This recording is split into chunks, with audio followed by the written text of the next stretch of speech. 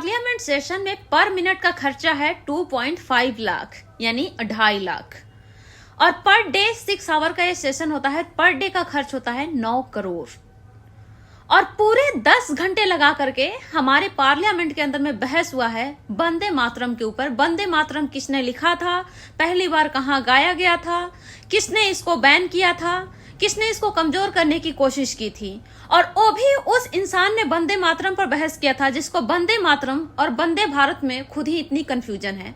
आज हम सदन में वंदे मातरम की यात्रा का स्मरण कर रहे हैं। माननीय प्रधानमंत्री जी, वंदे भारत की भावना है। क्या बोला तुमने? वंदे भारत की भावना है। अंग्रेजों को तो वंदे भारत से दिक्कत थी। वंदे भारत गीत, ये वंदे भारत की वंदे भारत की रचना के वंदे भारत मातरम गीत, वंदे भारत गीत की भावना है प्रेरणा।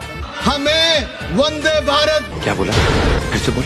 हमें वंदे भारत। तो इसमें एक से एक दिग्गज खुद जिस पार्टी के मुखिया हैं वही खुद वंदे मातरम को वंदे भारत बोलते हुए नजर आ रहे हैं। अनुराग ठाकुर दिख रहे हैं, वो वंदे मातरम को वंदे भारत बोलते हुए नजर आ रहे हैं और समझ में नहीं आ रहा है कि वंदे मातरम पे इन लोगों को बहस करने का मतलब ही क्या बनते हैं। जिस पार्टी के सांसद कंगना रनावत खुद ही कह रही थी पद्मश्री अवार्ड लेते समय कि हमें आजादी भीख में मिली थी, असली आजादी तो 2014 के बाद में मिली है। अगर वंदे मातरम उतना ही इम्पोर्टेंट बीजेपी पार्टी के लिए होता तो सबसे पहले कंगना रनावत के ऊपर देशद्रोह का मुकदमा दर्ज किया गया होता, लेकिन कंगना रनावत को उसके बाद सांसद का टिकट दिया गया और कंगना रनावत सांसद भी बन गई।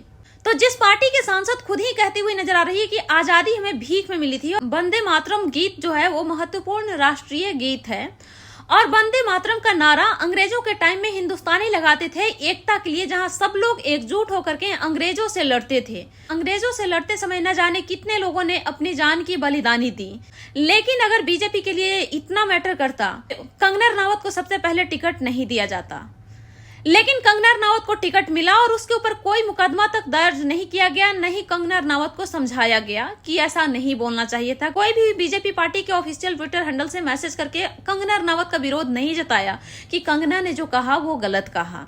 अजीब हालात है हमारे देश में। एक ही पार्टी में एक सांसद कह रहे हैं कि आजादी हमें 2014 के बाद मिली और उसी पार्टी के मुखिया यानी पीएम मोदी पार्लियामेंट के अंदर में वंदे मातरम के ऊपर 10 घंटा बहस कर रहे हैं। पूरी 15 करोड़ खर्च करके 10 घंटा बहस किया गया है वंदे मातरम पर, वो भी वंदे मातरम और वंदे भारत कहने में ही कंफ्यूजन हो रहा है। मैं ये नहीं कह रही हूँ कि वंदे मातरम के बारे में लोगों को जानना नहीं चाहिए, लेकिन ऐसा नहीं है कि मोदी जी नहीं जानते हैं वंदे मातरम के बारे में, तो पूरा देश के लोग नहीं जानते हैं वंदे मातरम के बारे में। जो लोग देश के प्रति संवेदनशील है, जिनके अंदर देशभक्ति है, उनको वंदे मातरम के मतलब पता है। पहले मोदी जी से सबसे पहले पूछ लिया जाए कि वंदे मातरम को आप हिंदी में समझाइए तो उनको नहीं आएगा, क्योंकि वंदे मातरम संस्कृत में लिखा हुआ है। और बीजेपी पार्टी को वंदे मातरम से इतना लव कब से होना शुरू हो गया? जिसने संविधान का विरोध किया था, जिसने देश के तिरंगा का विरोध किया था। और हर बार कहा जाता है कि नेहरू ने क्या किया, इंदिरा गांधी ने क्या किया। जिस पार्टी के मन में हमेशा यही चलता रहता है उसको वंदे मातरम शब्द से क्या ही लेना देना हो गया, क्योंकि वंदे मातरम सबसे पहले कांग्रेस के अधिवेशन में ही गाया गया था। और जिस नेहरू के बारे में हमेशा कहते हैं कि नेहरू ने ये कर दिया, नेहरू ने वो कर दिया, मतलब जितनी गलत काम है वो सारे की जिम्मेदारी नेहरू के ऊपर थोपा जाता है। तो उन लोगों के लिए बताना सबसे पहले जरूरी है कि सही बात है, नेहरू ने बहुत गलत किया। नेहरू ने इसरो बनवा दिया, नेहरू ने DRDO बनवा दिया, नेहरू ने IIM बनवाया, नेहरू ने IIT बनवाया, नेहरू ने ONGC बनवाया, नेहरू ने रेलवे बनवाया, नेहरू ने एयरपोर्ट बनवाया और आपने सबको अडानी के हाथों बेच दिया। तो आप खुश नसीब है जो नेहरू थे इस देश में पहले, जिन्होंने ये सारा चीज बनवाया और आप बैठ करके बेच रहे हैं और उल्टे में उनके ऊपर इल्जाम लगा रहे हैं। अगर नेहरू ने ये सब नहीं बनवाया होता तो आज आप बनवाने के बारे में सोच रहे होते, ना कि उनके बारे में इल्जाम लगाने के बारे में सोच रहे होते, या ना उनके द्वारा बनाए हुए सारी चीजों को बेचकर पैसा कमाने में लगे होते।